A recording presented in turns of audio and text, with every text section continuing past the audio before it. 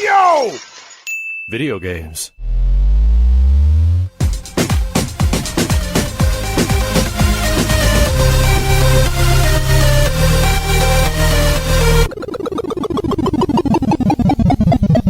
What up, dudes, and welcome back to the YoVideogames podcast. I'm Matt. And I'm Andrew. And once again, thank you to all our generous patrons who kept us going for over 350 episodes. Yeah, if you're interested in becoming a patron at any level, please check out patreon.com/YoVideogames podcast. Dude of the week is Josh. Thank you, Josh. Thank you, Josh.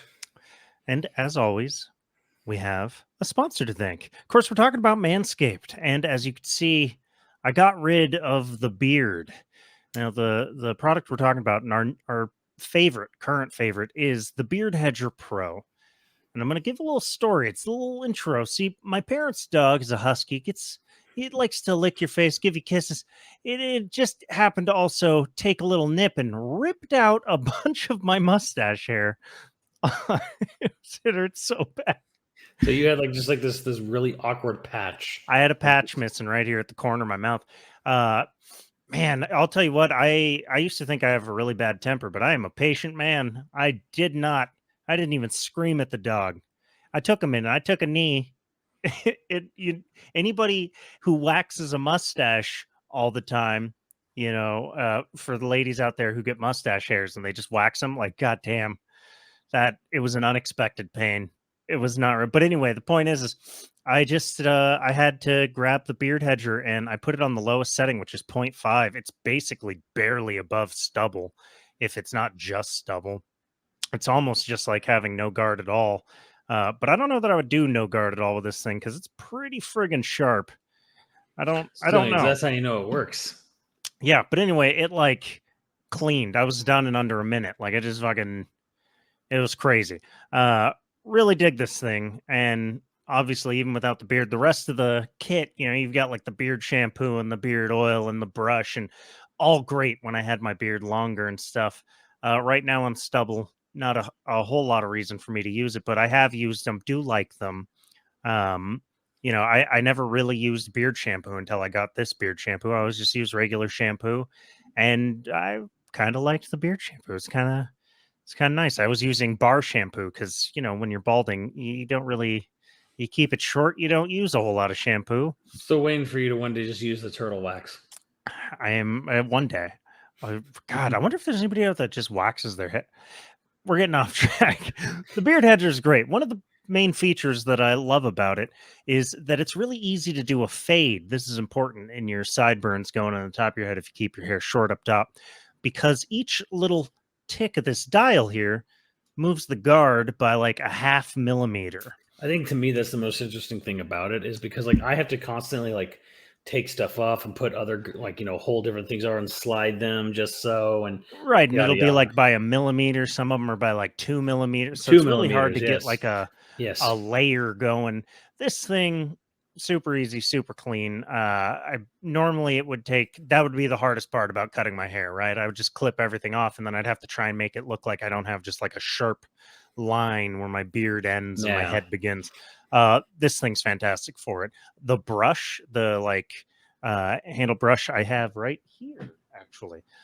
The brush feels fantastic on your beard. Well, probably not so much now since you don't have one, but it still feels kind of good, but it's just fucking pointless. But I do like it a lot. And I mean the entire kit, it comes with the scissors, which is great for your mustache or any straggling hair. It has a comb too, right? Oh yeah, it has the comb, everything. It is beginning to end, take care of your beard. I even have a little image here of everything so I don't have to run it past you guys.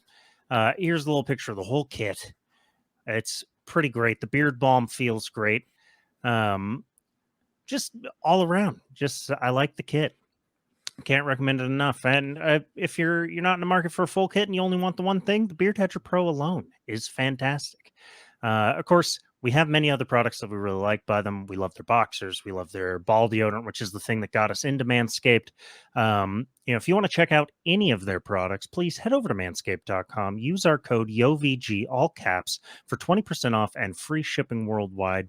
That's manscaped.com. Our code is YoVG, all caps, for 20% off and free shipping worldwide. Your balls Well, thank you. And now your Keep face. keep yourself covered from chin to chode. Jesus Christ.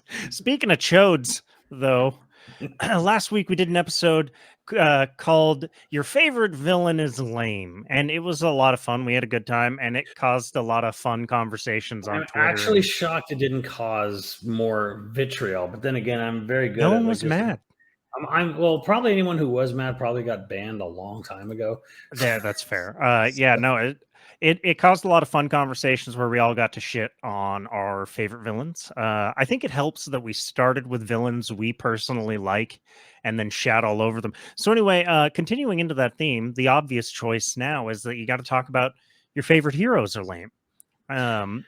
And I feel like there's no one better to start it off with than the obvious hero, the foil to Albert Wesker, Chris Redfield. Here's the thing: if you knew Chris Redfield in real life, he'd be so exhausting. Well, now, which Chris Redfield are you dumb. specifically talking about? Like, are you talking about 5 era Chris, 5, 6 Chris, Five. or 5? I mean, five? if 6 era Chris is what happens when like 6 or not, maybe not 6. 6 era Chris is like 8. a moody alcoholic. Yeah, 8 is the epitome of if you're going to be dumb, you got to be tough. You know, Yeah. he's the tough, bitter, learned purely by experience guy. 6 is the consequences of realizing you're dumb. 5 is I'm dumb. I'm dumb, but I'm a hero. I'm dumb, but I'm a Boy Scout. I actually watching Chris progress into the if you're going to be dumb, you got to be tough kind of guy. Sort of interesting. Do love him for that. It's just that if you knew him in real life, you'd be exhausted by the guy.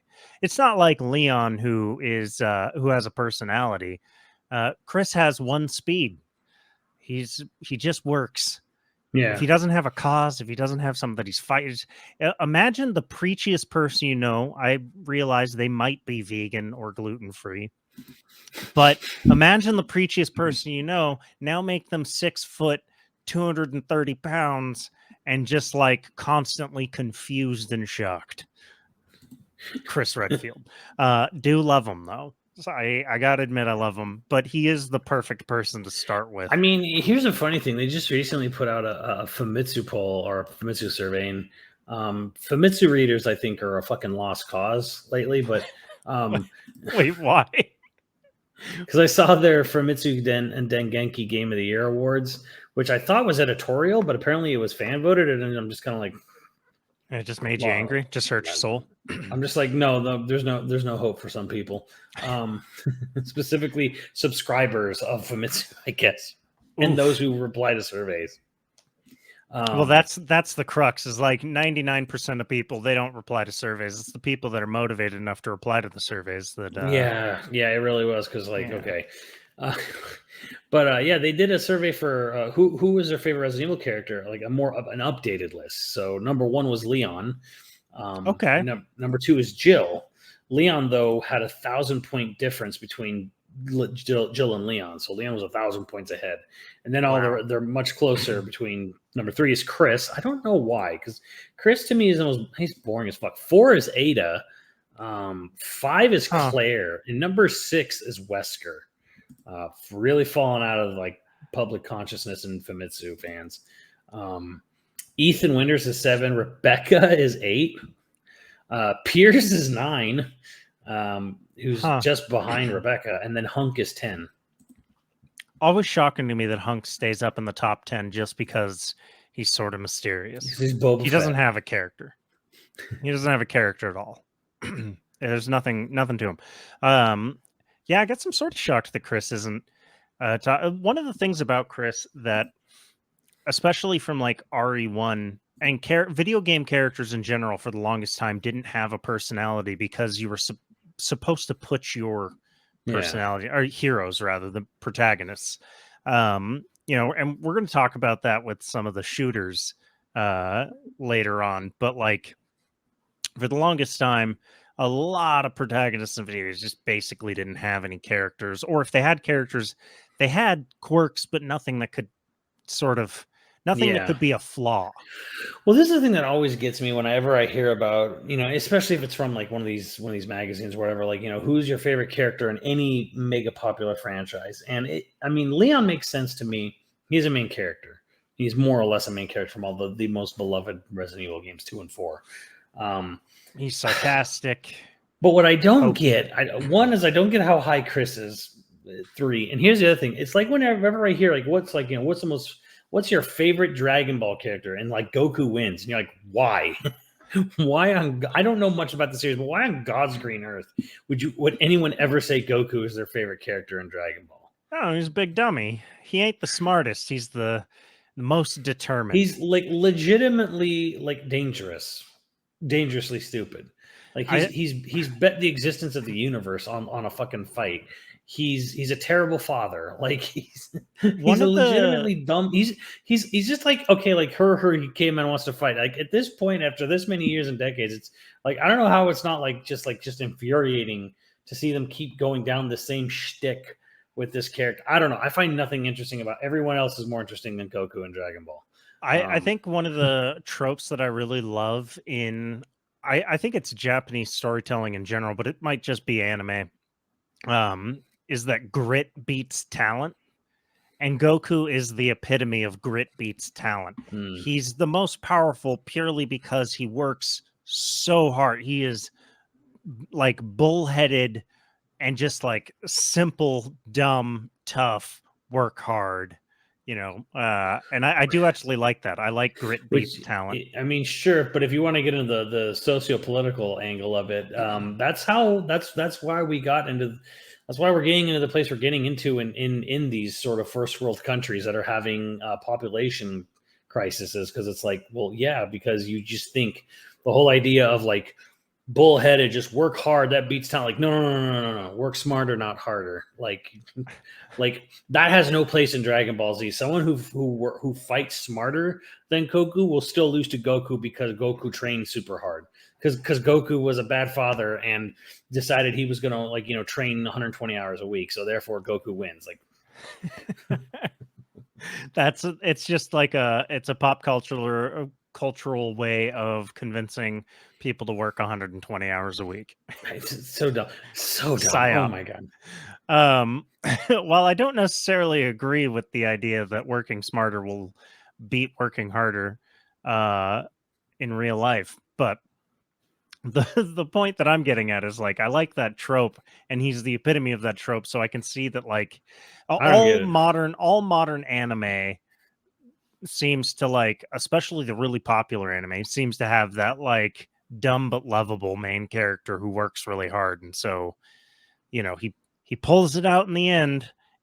Like I can't fault that. I enjoy it. I wish I didn't. I guess I'm not do. much. I mean, there's a lot of main characters that I'm really just not that much of a fan of. I mean, I want to burn in the sacred cow early. I think Aang sucks. Like, not maybe he doesn't suck, but like in Avatar: The Last Airbender, Aang is the most boring character of the group. Everyone He's a 12-year-old kid. If you were super, everyone is more interesting than him, including the other 12-year-olds like Toph. Everyone's more interesting than him. Like he has a destiny and he has his chosen one horse shit, but like.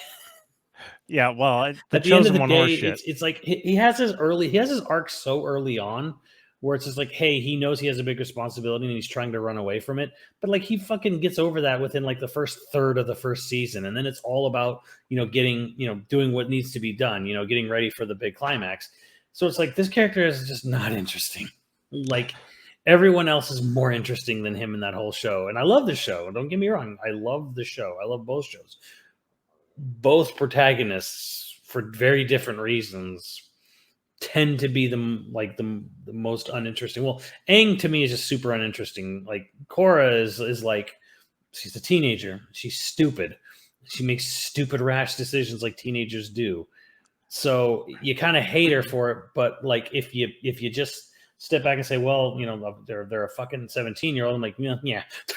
I guess a lot of those classic hero's journey characters, the protagonist is kind of the least interesting character. Like Luke Skywalker is the least interesting character in the OG Star Wars trilogy.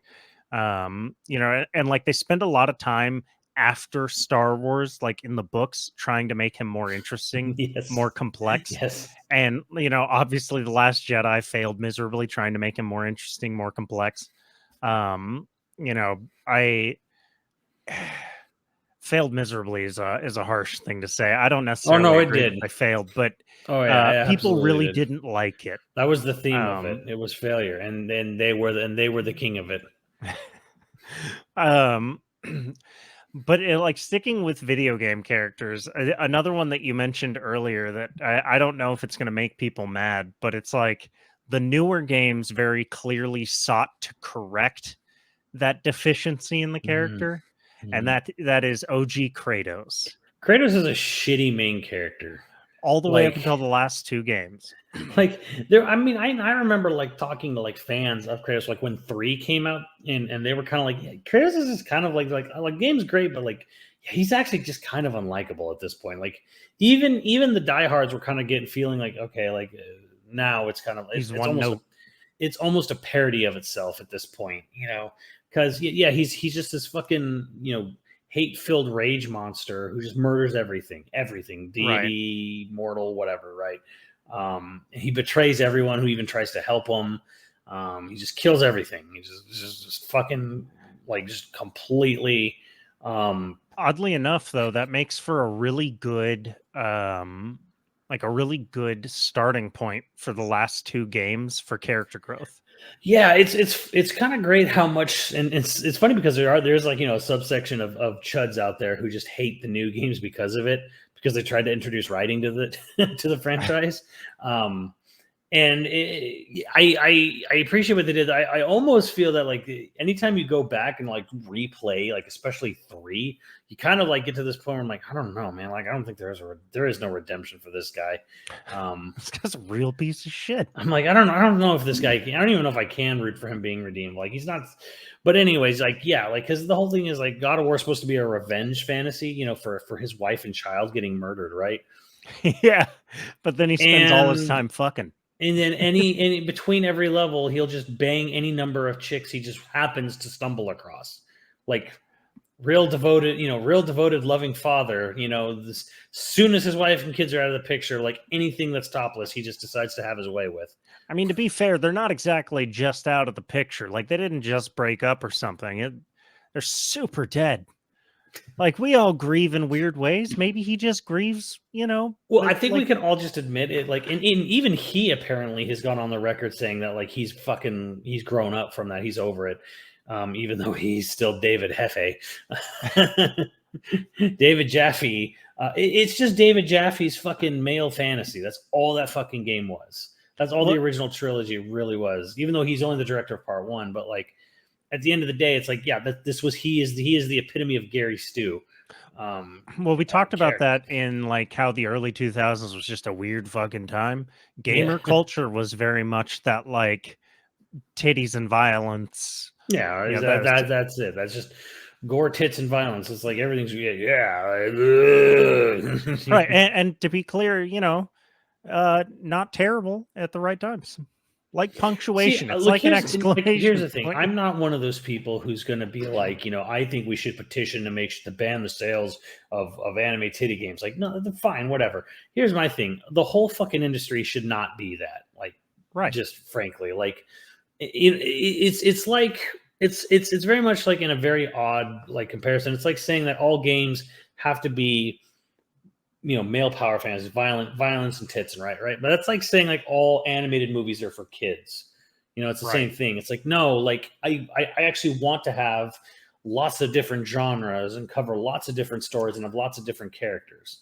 Like I'm totally fine with them existing, but I'm the guy who's like, I don't want anything to be taken off the market, but I don't want everything to be the same thing either. Right. I know some people yearn and pine for nothing but the days of the boys club mentality. And even though we were that prime audience, it's like, even I'm kind of like over it. Like, even I was like, yeah, whatever. It had its time, but it's such a trip going down the magazine memory lane and just seeing every single ad.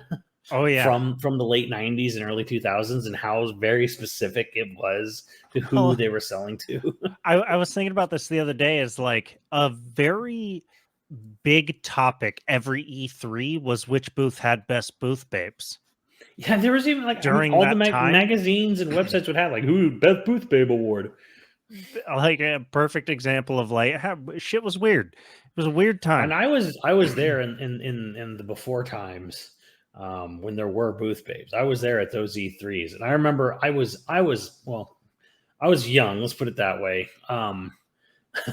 You were like, hell yeah. After my first E3, I literally came back and said, I don't like booth babes. They're actually kind of annoying.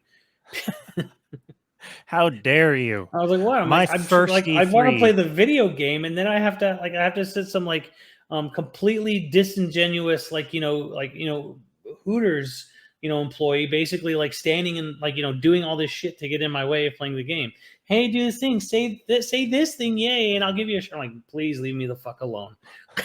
I would actually. Can I play the video game? No. You gotta do this. You gotta do this like rah chant for us. Basically, indoctrinate yourself for the Nyko game controller at first.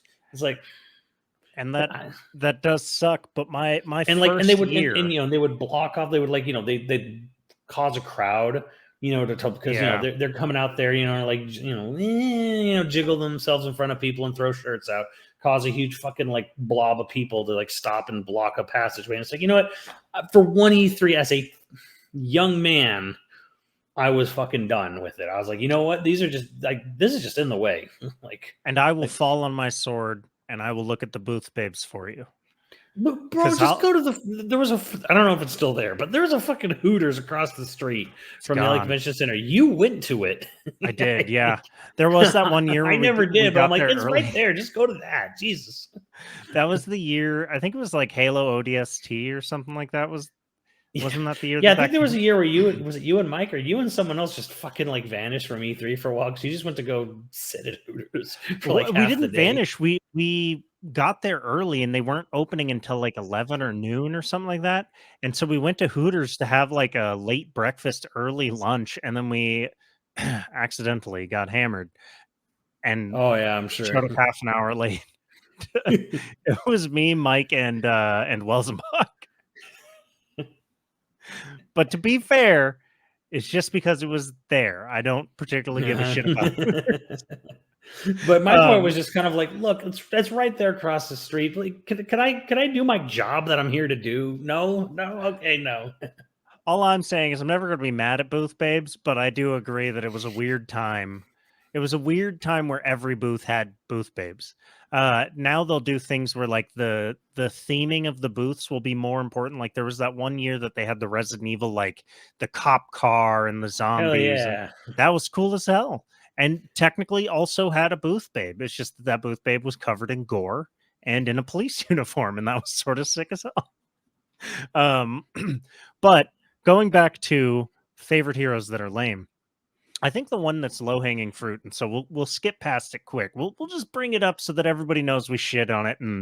But as Sora, obviously, Kingdom Hearts, whatever, whichever one, any of the main characters. I mean, I guess he is what I think he is what he needs to be. Right. But it's the more complicated they make the story. He's not a character meant for complication. Is Right. kind of the problem, and he's also not a character meant to be dragged out for 30 fucking years. Because he's supposed to just be a happy-go-lucky kid, and I'm like, he's we're the problem is he's basically Ash Ketchum, right? Yeah, but he's Ash Ketchum in fucking Nomura's fantasy land of convolution, or whoever you want to blame for it. I know fans are going back and forth over who to blame over Kingdom Hearts at this point, whatever. Who to blame for Kingdom Hearts? There's a lot of fans who absolutely. Well, there's been because I'm kind of like I've always been like the spearhead, where I'm just kind of like I've always been like the spearhead against Nomura's directing and writing, and then a lot of people are kind of pointing out, and even I'll admit too, like they kind of pointed out with the Ultimisia stuff for 7. I'm like, oh, Nojima's the real fucking lunatic. He wanted to kill the entire cast of Final Fantasy VII. Except the 3 you chose to go into the final like dungeon with, or when you go to the second time when you go back to Midgar, he wanted the 2 you picked to be in your party to be the only characters to survive, and then everyone else will die on the airship. And like, and apparently Nomura was like, no. Okay, see, so there's this small part of me. I maybe it's just because in screenwriting school or any writing school they tell you to kill your darlings. I sort of would have just for the value of like, oh, I should have picked different. Like that kind of People would just sounds reload their amazing save. to me. I mean, okay, yeah, they could have, but like imagine the reaction when you first realize what happened. I guess. I mean, That's great. That's a one-trick pony, though. It can be if it's done frivolously. I agree. If it's done where it's a core of the story, it's sort of why I hope this isn't spoilers for me, but like they're talking about season 2 of The Last of Us show, and they're like, "There's no way they make that same mistake." And I was like, "They kill Joel episode fucking 1, and they better fucking do it because it is the core point of the part 2 story." And they better fucking do it. Pedro Pascal better get his goddamn brains bashed in episode 1. I swear to God. Well, does episode 2 then start with a like going back to the past? So now you can learn about how this murderous person, the person who murdered Joel, freed a zebra in a fucking barbed wire fence in the past. Aren't they great? I'm like, I think if anything, that's not how it goes in the game. I think if anything, they need to flip the order of things from the game, because I think that was the biggest mistake of 2. I originally thought that until I realized the most valuable part of that story is how angry you are having to play Abby without the context that you get. That's Ryan. That's some Ryan Johnson, defying expectations horseshittery. No, that's not. That's just good storytelling. No, it is. It's like saying that like I made you never learn a villain. You must be the person you're angry at. Aren't I great? I'm like, no, you just annoyed me. No, you get to go through killing all of their friends first, and then you got to play as the person. You got to find out what that villain was doing the whole time you're killing their friends. I'm not saying it's perfect. There's plenty of things that they can correct. I'm just saying that like that is a crux of the story. Like it is the whole structure of the story is bad. It poisons the mind. Blah blah blah. Like it's neither as poignant or as interesting as it thinks it is, and it's a very very well worn story at this point. But that's not even the theme. The theme of the story is that necessity makes us all villains. That's the theme of the story. That no one's an NPC, and so everyone becomes a villain to necessity. Like I guess humans are bad. Like everyone can be bad. Like literally, it's just Joker's fucking line to Batman at the end of The Dark Knight, where he's just like, when the chips are down, these people will eat each other alive. You'll see. Well, yeah, but that was also a crux of that character in the movie. But in that movie, they pointed out that he was wrong. So.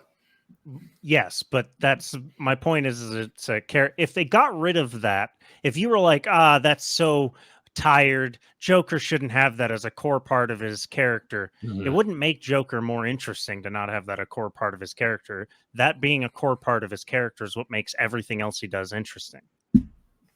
Like that's what I'm saying is like the reason those characters are interesting is it's a core. So killing your darlings, killing the characters, if it's done for a thematic reason, super interesting. And so part of me is like, I wonder what the guy's thinking was, where it's like, oh, the people you pick are the only ones who live. Because what if you just randomly decided to take a character you're all like, I haven't played as them. So you take a character you don't care about. Let's go on with Keiichi and yeah, like that response, that emotional response, because that's what a story is supposed to do, is elicit an emotional response from the audience.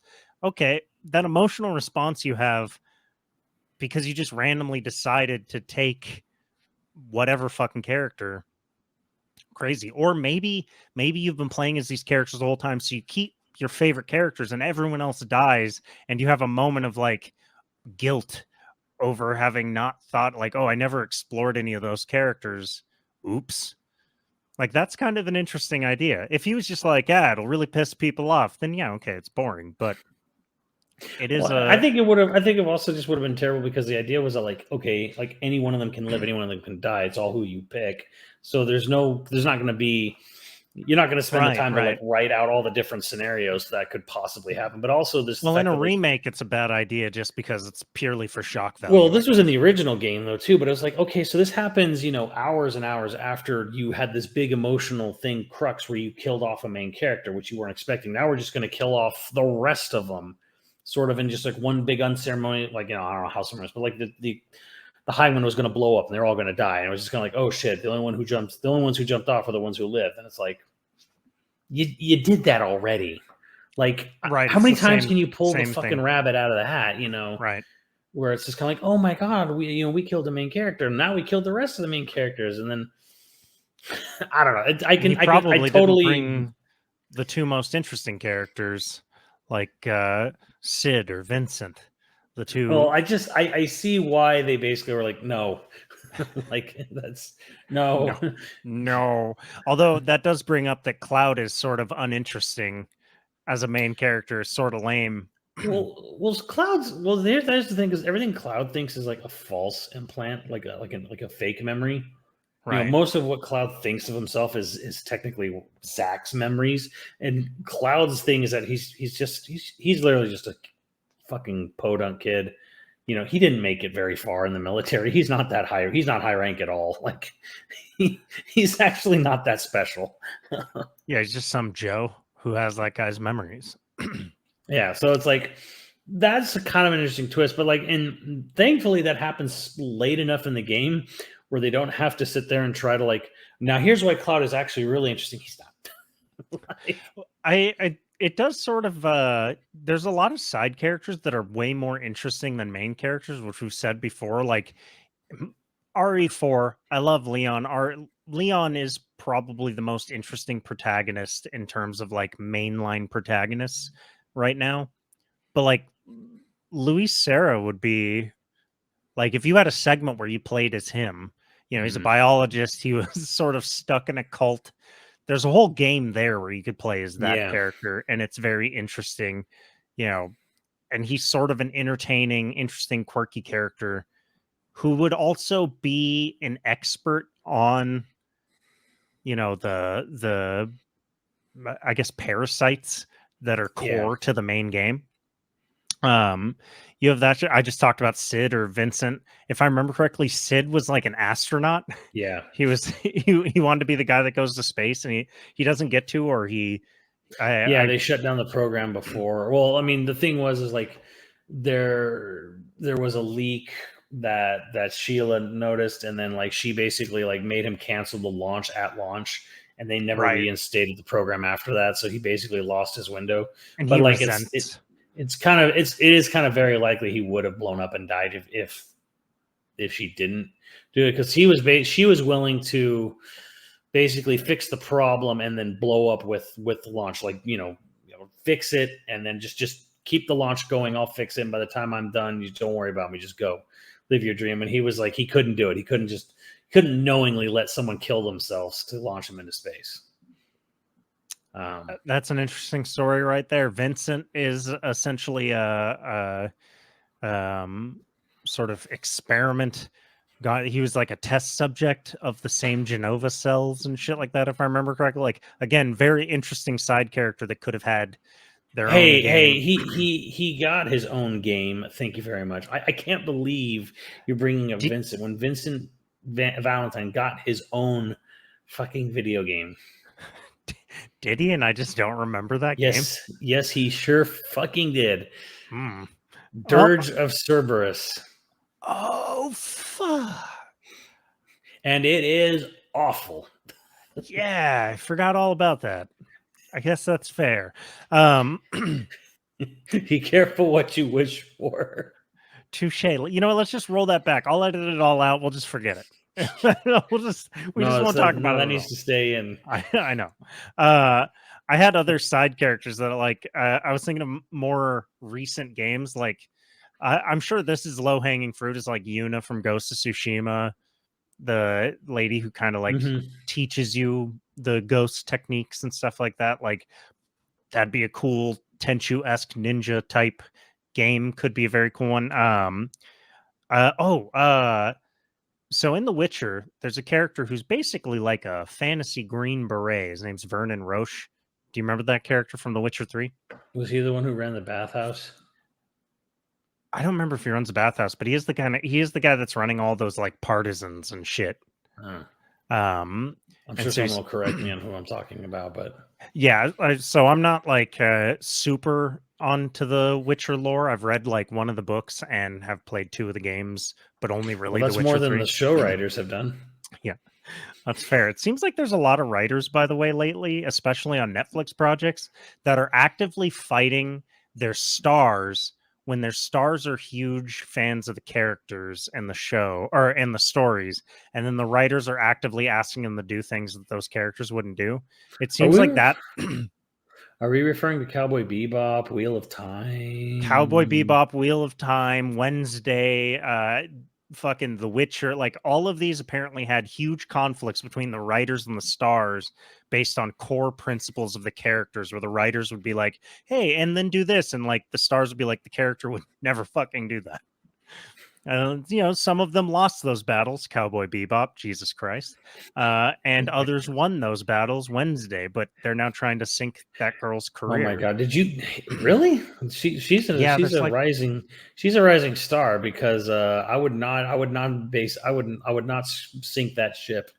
Right, yeah, like a lot of the discourse around it, at least on film Twitter and stuff, is like people coming to her defense. And I'm sorry, I'm blanking on her name right now, but Jenna Ortega. Jenna Ortega. They're coming to her defense because there's like a lot of like, oh, if she was a male star, this would ruin her career. Here's why it won't. That kind of shit. Because she was saying she wanted to focus on horror and drop the romance shit in season 2, which I fucking fully endorse. Well, that, and she was saying like there's like a lot of cutesy lines the writers would do for like a quick laugh. That she was like, Wednesday just wouldn't say this, where I think the example she gave was like, oh my god, I love this dress. I can't believe I just said that. And it's like, one, that's not a great joke. Maybe it's just out of context, so there's not. But 2, like, okay, clearly the person you hired to play the character doesn't think that the character would say that. Write a better one, I guess. Right, yeah. Speaking of Bebop, did you ever hear what Watanabe actually said about the Netflix adaptation? Only that he refused to watch more than a few minutes of the first episode, but I don't. Yeah, yeah, pretty much. He said they sent me a video to review and check. Watanabe told Forbes it started with a scene in a casino, which made it very tough for me to continue. I stopped there and only saw that opening scene. It was clearly not Cowboy Bebop, and I realized at that point that if I wasn't involved, it would not be Cowboy Bebop. Felt that maybe I should have done this, although the value of the original I miss how far. That's rough. That's a harsh criticism. Especially because the main actors, apparently, like the main cast, were huge fans of Cowboy Bebop. So yeah, and I heard I was talking to them in many years, but I had someone who was getting into screenwriting, but they lived in New York, and I remember they were talking about like sort of like the when the project was getting greenlit, like the rush of people just wanting to be on the project. Right. Not even fans. Sounded like nepotism was going on a bit. Oh, well, maybe. I mean, the entertainment industry very much is it's a nepotism hub. Most people working. LA is a weird town because most all content made around or about LA is made by people who transplanted to LA, and like had money to live wherever they want. Like very little of that content is made by people who grew up in LA and, grew up, say, just normal middle class. There's a lot of weird. I actually, I have all this footage left over. This is a random aside, but I have all this footage left over from when I was shooting the sizzle for a pilot for a show, and I've been recutting it into a mini documentary, basically about why this like little restaurant in North Hollywood was picked for this, mostly because that's where we could afford to buy the menu items to shoot.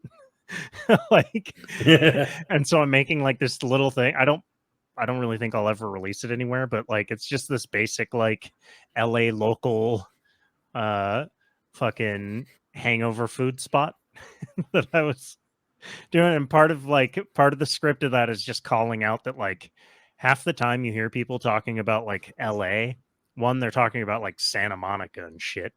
Right. Or like when somebody's like, oh yeah, in the heart of North Hollywood, and they show you a picture of Griffith Observatory, which is south of Hollywood. Yeah. Like, what the fuck?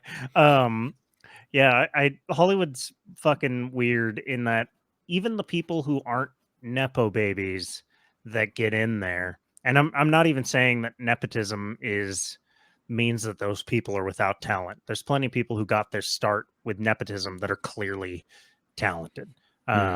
It's just like there's a lot of nepotism in entertainment that like every time you hear about a guy who's like, yeah, I started in the mailroom of whatever. Oh yeah, but also my uncle was the owner of this agency. Yeah, but someone I started in the mailroom. Someone greased me through. Yeah, I started at the bottom, but yeah, my uncle is the largest agent in CMA. Like, you know, there's all that kind of shit.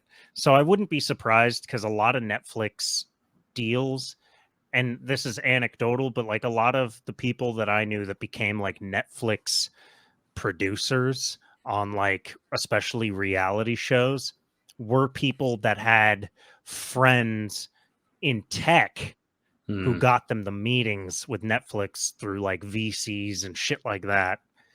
And then would like, they've never made anything ever before, but now they're the executive producer of a 10 episode blah, blah, blah. John Peters shit. Yeah. Well, yeah. John Peters is a special case. He's a hairstylist, you know, I know. Who became producer.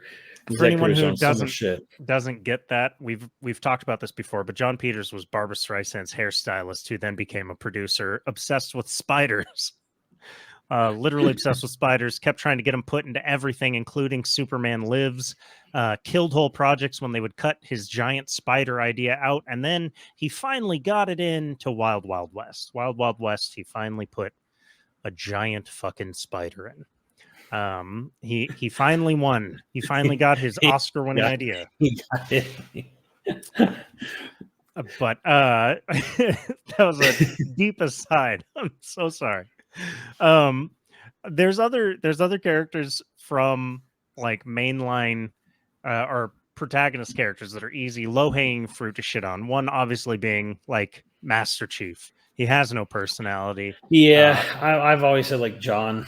What's John? Oh, John's a Spartan, and he's the best Spartan that ever lived and ever Spartan. And he had this really tough upbringing. They beat him up, and they fucking like put like child abuse him. And he became the toughest, grittiest, most badass Spartan ever. And that's John. If you only go by the games, John's not interesting at all. But that's more like they tried to give him a little bit of stuff. What was it with 4 or one of them were like started referencing the book stories and stuff. Yeah, where they started doing things where like, okay, like they're fucked up mentally because they become reliant on their AI, and when their AI dies, it's basically like they're kind of like they get lost or whatever. I don't know. Anything I ever try to read on any of the stuff that they've basically tried to do with Cortana, basically, it just sounds stupid to me.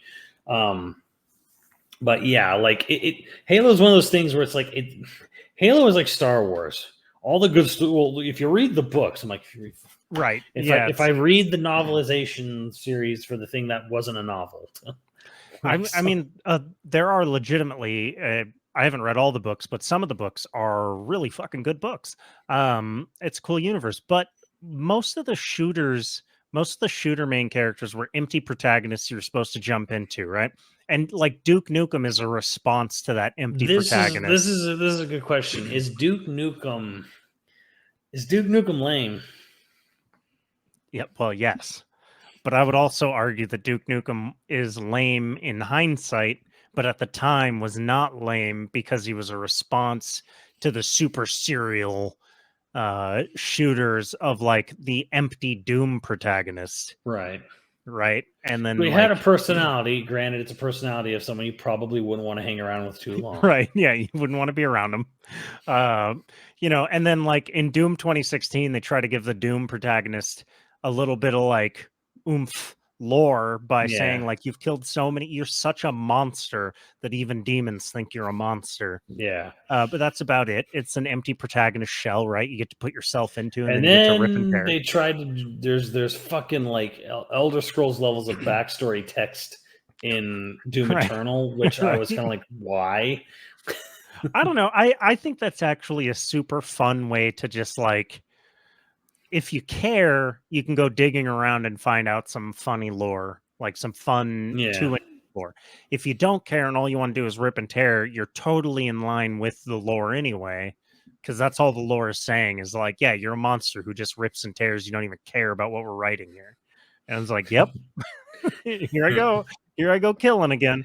But like those characters are sort of like the easy pickings. The thing about it is, I would actually argue horror game protagonists were the most interesting of game protagonists for the longest time, purely because you have to care about a horror protagonist, I think, a little bit. Like you have to want to protect them a little bit. Okay, yeah. And so usually that's where you're going to get somewhat interesting responses, because you get to see some fear responses from a character, their commentary or whatever. I think Silent Hill was really good about this. Right. You give them flaws, you give them characterization. Most action characters for the longest time, if they had any character, it was snark. They were snarky as hell. Yeah. Don't get me wrong. I love some snark. All about some snark. I'm going to tell you right now, Blasto is lame. Blasto is lame. But I think that was the point of Blasto. I think Blasto was lame on purpose. You don't hire Phil Hartman to be anything but ironically cool. Like he's trying to let you know that Blasto's lame the whole time. It's sort of like people that think Johnny Bravo was a legitimately cool dude. Johnny Bravo was my hero growing up. I wanted to be just like, fuck. Oh no. Although oddly enough, if you gave Johnny Bravo's character to Chris Redfield would be infinitely more interesting. I'm just saying. Can you picture it for just a minute? Amazing. That would make Chris fun. It would make Chris pretty interesting. I'm trying to think of like other low-hanging fruit. Oh, we talked about this a little bit where before we started recording. Interesting thing about like Uncharted, a lot of these lists that'll talk about like side characters that are more interesting than the main characters. They always bring up like Sully, Victor Sullivan from Uncharted, but Sully is just Nathan Drake but older. Yeah, like they are the same character, and they actually have like the same character flaws on purpose. Yeah, like you're supposed to see. Yeah, them I think as a so. I I think very much it's supposed to be like how like Nate and his brother like grew up sort of orphans, and then like Sully kind of became his surrogate father, more or less. You know, when he was like 12 or whatever, whenever they met. I don't remember. Like they meet in 3, and then like 4 gets real confusing because like they introduce the long lost brother, which is always weird because I'm like, he had no brother in 3. Right. They never talked about him before, but that was because there was pain there. There was pain that he just couldn't talk about his brother Sam that he was so close to. It's real. I think 4 turned out very well, but there's a very weird thing because they kicked Amy Hennig off the franchise mid-production of 4. So it's like there's always this weird thing about like it definitely has that feeling of like someone else took over the reins. Yeah, why did they kick Amy Hennig off? I didn't actually ever read. I can't remember, but there was like something they wanted to do in regards to Sam. They wanted him to betray, or I don't know. But that is an interesting thing is like if you think that Nate sucks, but Sully's cool, you're just saying that Nate will be cool in 20 years. Yeah. because that's all they are. Gears of War, Marcus Phoenix, the least interesting dude of the 4 dudes. I mean, Carmine is more interesting than Marcus Phoenix. Although I guess Marcus Phoenix is sort of interesting because wasn't he in prison before he comes back? Marcus Phoenix, I believe so. I think he was in sounds prison. right. That seems like an interesting, like, we're going to take you for a suicide mission. But everyone knows that Baird and Coltrane were the 2 coolest characters in that whole series. Dom's sort of cool, I guess. But Dom's mostly the generic, like, stand-in sidekick character, always faithful. Oh, you found it? Yeah, for Amy Hennig. I guess she did always have Sam as a brother. Taken it was sort of different. It was a little more, I mean, I'm calling the antagonist in the class, but it was more of an, yeah, she wanted Sam to be more of an antagonistic force. They had to reconcile with it.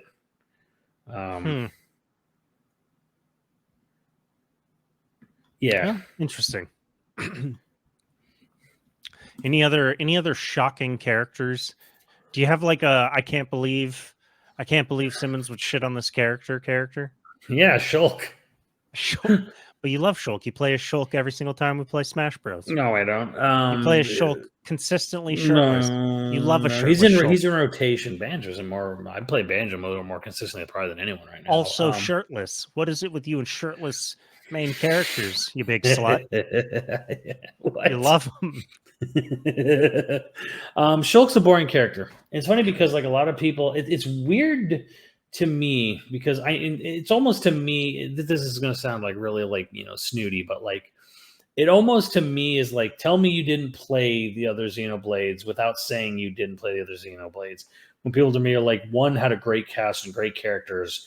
The other games like never matched up. I'm like, okay, you only played through one.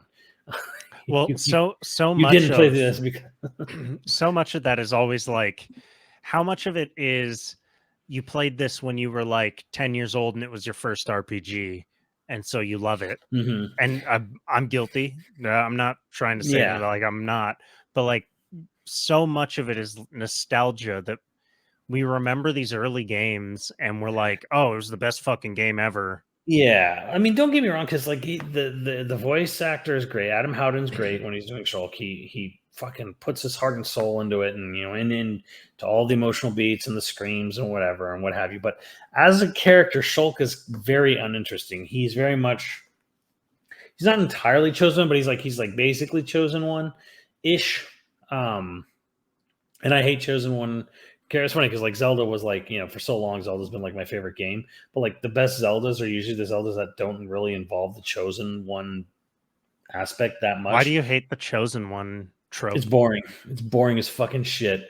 Like it's basically chosen one is basically saying like you have plot armor. Okay, great. So it's overdone. It's overdone, and it basically robs you of any sort of danger. That'll like or any sort of like nothing's gonna happen to this character. But yeah, Shulk's kind of boring because like the whole story fucking revolves around him, and it's just like every other character is just fucking along for the ride, and it's basically just him learning about destiny things or whatever. Like I like, don't get me wrong, I like where the story goes. But like Shulk doesn't really have any flaws, and I notice this happens a lot with a lot of people where like they really don't like playing a video game where the antagonist does something negative or something, that you're supposed to disagree with. They're supposed to be like, I don't like this, Where the protagonist does that or the antagonist? No, protagonist. Sorry. Like Shulk doesn't really have he doesn't have much flaws. He doesn't really even have any arcs. He's more or less the same. Like it's what the nice thing about the Xenoblade 1 is it starts with like it's a revenge tale initially because robots invade your town, and then he's like, I'm gonna go to where the robots are made, I'm gonna fucking destroy every single one of them. And that's it. That is his prime motivation, is to get revenge on robots killing his girlfriend. And then when he finds out certain like the high ranking robots are actually people that have been basically captured and like retrofitted as robots to pilot them, then all of a sudden he's like, well, no, I don't want to kill them now. Like, no, now that I know there's people, and like this is line, like there's a human in there. I was like, oh my god, who fucking cares? like, Just like a lot of us, just kill whoever. Jesus. like there's like a moment too where you think they're going to do the exact same shit in Xenoblade 3, where like the main character like is they're having this thing where like they watch two of their heroes basically get murdered. Well, they didn't get murdered, they kill each other, whatever. You see like so the villains do something to like these other hero characters, and then like the side characters literally tell them like, don't you fucking dare get in our way. Don't even try to stay. They literally just look at him and say like, turn to him, which to me is almost turning to the player and going like, do not even think about stopping me. And he says, don't believe me, I won't. And then you kill them. Yeah, so it was very much like a nice cathartic, like, okay, yes, like Shulk is boring because he has no arc. He's a good boy. He's a good boy from the beginning. He's a good boy all the way till the end. The most interesting thing he does is this really weird hyper I want to say what's a hyper atheistic ending where he literally, you kill God, and then like they basically tell you like, okay, well now you're inheriting God. So what is your wish now that you are God? He's like, I don't want there to be any gods, and then like that's his wish. We wish for a world with no gods, and I'm like, okay, that's like the coolest thing that happens with Shulk. But I'm like, he's a good boy. Of course, he wishes for everyone to be in peace and harmony and equal love and all that shit. But it's like he's not interesting. Well, who do you think is the most interesting protagonist in a game? In any game, huh? I mean, part of me wants to be like RAP, but because this is like a side character, like who is a side character should get their own game, and I'm like Silence, RAP Lance Hendrick, Lance Reddick, because like he's super interesting, and I would have loved to have played a game as Silence. Right, but who's the most interesting protagonist? Or like they're already the protagonist. Like, what do you think? Who is the most interesting, and what makes them interesting? I'm just curious as the final topic of the episode. Like, who's the main character who's definitely not lame? Like, you can't. There's no way around it. Ain't lame at all. Papa Nier. Papa Nier. I knew it was going to be a Yoko Taro. It was going to be 2B or it was going to be... 2B's not interesting, and she's hardly even the main character. Actually, no, I'll even strike that. I'll say 9S is maybe more interesting than Papa Nier. Well, Nines has a rough go of it. He has a real rough turn. Papa Nier is great because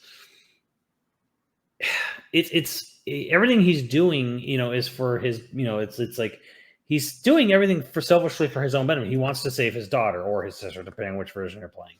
Like his whole goal is to just save his daughter, and then like he helps people, and people help him, and they join up a party and all this shit, and he gets everyone fucking killed. And in the end, he doesn't doesn't even see it. Like you kind of have to see it yourself as a player, but like all he basically is just like everyone dies or basically gets cast off, all for his like obsession with I need to save my daughter and everyone else be damned. Like shit happens to people people you're allied with, people that you're like your best closest friends in the whole world get killed off, kind of thing. Like it's like this sort of like this crazy. I just love how it's like this deep dive into like how far you'd be willing to go. It's like you will murder everything as long as you believe you're right.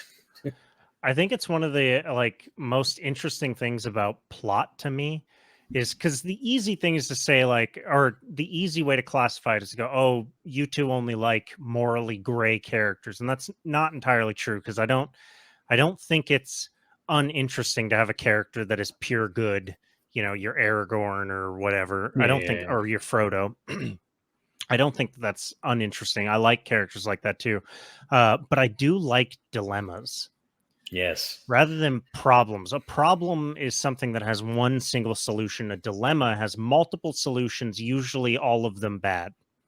A dilemma, you have to weigh circumstances and stuff like that, right? It's, dilemmas often give the choices characters make weight, right? Yeah. So, yeah, Papa Nier has to make that choice, right? Or say for the character I was going to say is like Jin Sakai from Ghost of Tsushima, is he's not necessarily a morally gray character. He is doing what he purely what he thinks is right. I think he gets really interesting halfway through that game. Well, he gets presented with a dilemma. Yeah, at first he's pretty much just like, yeah, he's fighting back the Mongols, you know, whatever. And there's like this looming kind of like threat in the background of like, you're gonna have to break your moral code. And then you finally, the halfway point, you get to that point where it's like, no, you want to win, you breaking this moral code. Yeah, you have a dilemma. You can keep fighting like this, but you're gonna lose, but you'll keep your honorable name, or you can do the thing that breaks your moral code, and the chance of winning is at the end of it, but you will be disparaged. You'll win, and then your family's going to hate you for it. Right. I think things like that, dilemmas like that, are very interesting. And I also think that it's one of the reasons why I like characters with dilemmas built in. Characters whose plot is built to be the dilemma, right? It's a perfect example is Joel at the end of the fucking first Last of Us, the thing everybody loves, right? Is that morally gray choice? Yeah. To, you know, I don't think it's morally gray at all. I don't think there's any moral ambiguity in Last of Us. I think people like to pretend there is, but there's really not. In the end of Last of Us 1? Yeah, there's no moral gray there. The thing that everybody loves is the dilemma, right? That's the choice that he has to make is what makes that such a like great ending. You know, Ghost of Tsushima, perfect for that. Part of me is like, you don't need that to be good. Aloy doesn't really have any morally gray or any huge dilemmas at the core of her character that she has to choose. There's like a tiny little hint of something that could have been a dilemma, but they kind of drop it real quick. Yeah, Kratos in the final 2 games sort of could have had a dilemma, but you always know what the choice is going to make, and he doesn't give a fuck otherwise. You know. But again, that's like Kratos is sort of a one-note guy. Even in the later games, he's a one-note guy. He just has regrets about how one-note he used to be, you know. Yeah. But still an interesting character. So I don't think it's necessary to have that to make an interesting character or a good protagonist, but I do like protagonists or heroes that have those dilemmas. I think if anything, my final thought would be like, your protagonist has to go through a gamut of emotions, even if they always kind of come out, you know, doing the right thing, quote unquote.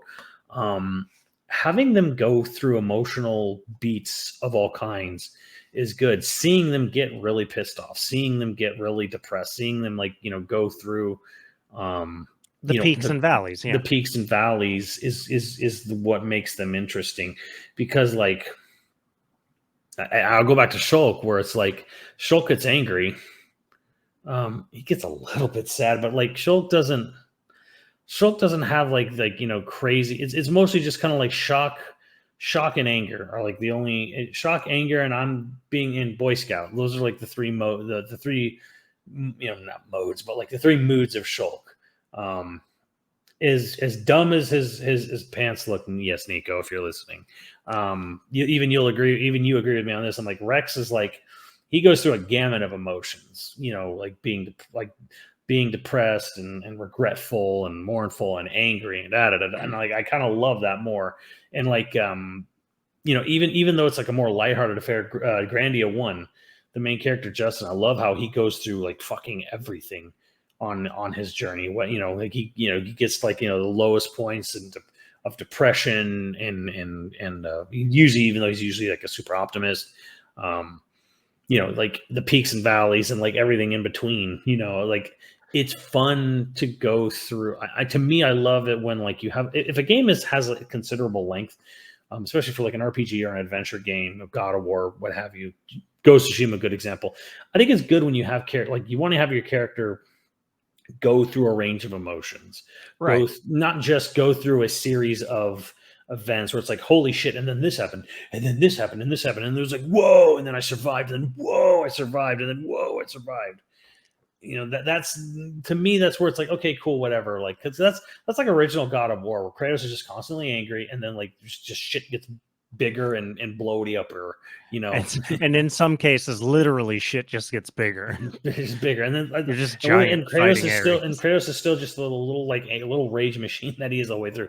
But yeah, to me, an interesting hero character is someone who goes, and I didn't really play through. I think I only played 1 and 2, maybe only 2. But like in Gears of War, like Marcus goes through a gamut of emotions if you go from like 1 to 5, right? Right. Like they to my knowledge, like they've done more with the character, through the games, rather than just like Marcus Phoenix and I'm badass. Yeah. Well, in the first one, he's definitely one note, kind of. He's too gritty for this. Yeah. None of this is shocking to Marcus Phoenix. Right. But I do think they do more with them later, and I think in the second one is very much about like Dom having that journey. Which is funny because I said Marcus Phoenix is kind of lame in the first one, and then he grows later. So a little bit like Kratos. And I know some people are like, I don't like men showing emotion or whatever in Gears 4 or 5 or whatever the fuck.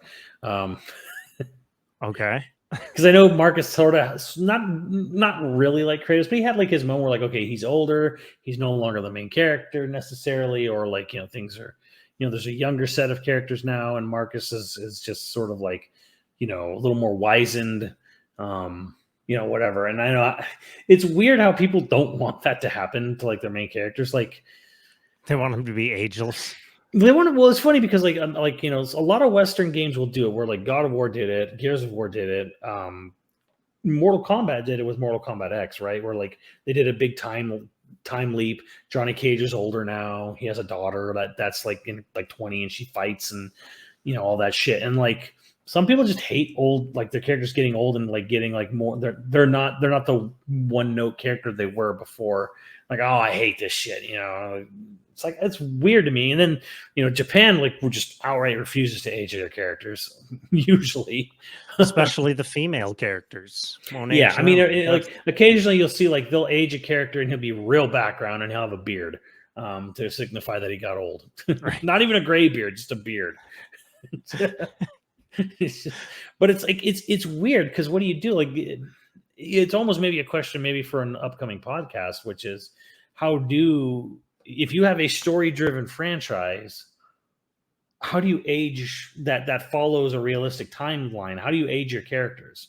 Because I mean, like, it's funny to me because Street Fighter 2, came out in 92 or whatever, right? And like they had specific days and years their characters were born. And now they kind of have to be real fucking dance around the subject of how old right. they are now, because like Street Fighter 6, even though it's the latest in the timeline, I think they're still arguing that it's only like 6 years maybe after Street Fighter 2. Just the thing is just have them take place in all of them in the 90s, right? Yeah. You just make them retro on purpose. But I guess what we'll ask is like, who did we miss? Who did we miss? Or do you think there's anybody we danced around? You're listening and you're all like, these guys aren't bringing this one character up because they love him too much. Gex. Do it. It was Gex. We didn't talk about Gex. Gex. Yes. We didn't we didn't talk about. I tried to avoid Blasto. Blasto's too fucking cool. I wasn't gonna let you. I know you weren't gonna let me. You weren't gonna let me have that. But we didn't talk about how Conker's lame. So I got to get past that. But doesn't Conker fall into the same category as Blasto? It's like it's kind of on purpose. Right. Yeah, no, he is he's a bit of a loser who doesn't think he's a loser. I just got lightning. Nice. Well, it is a storm here. I don't know if that showed up on screen like a flash. That probably showed up. That loud as fuck thunder. Yeah, that probably showed up on microphone. That definitely did. Okay, well, on that note, we've got some patrons to thank. God's like, wrap it up. Our producers for this episode are the Schmidt 1, Screwnami, Koroi 35, Hyper Viper 89, Ziggy Z, and Online Persona. Thank you, dudes, and we will catch you next time if we live through the storm.